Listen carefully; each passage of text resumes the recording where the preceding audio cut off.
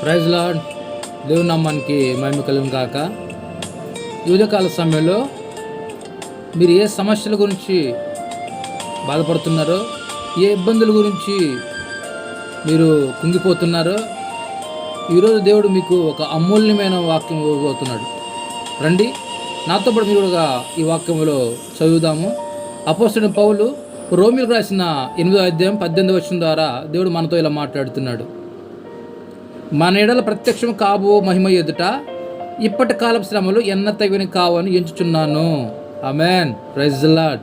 Yes, మనకు వస్తున్న ఈ శ్రమలు, ఈ బాధలు మనకు ప్రత్యక్షం కాబో మహిమ ఎదుట ఇవన్నీ ఎన్న తగిన కావు. నిజమే.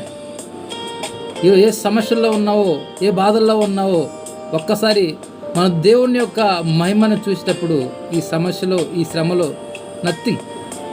ఎస్, నిజమే. దేవుడు నీలో ఉంటే సంతోషమే, నిత్యం ఆనందమే ఉంటుంది. నిజమే. ఈ వాక్యాన్ని మీ స్నేహితులకు, మీ బంధువులందరికీ షేర్ చేయండి. ఈ పరిచర్యలో నాతో మీరు కూడా పాలుభాగస్తులే. మనందరం కలిసి దేవుని నామాన్ని మహిమపరుద్దాం. Praise the lord. హల్లెలూయా.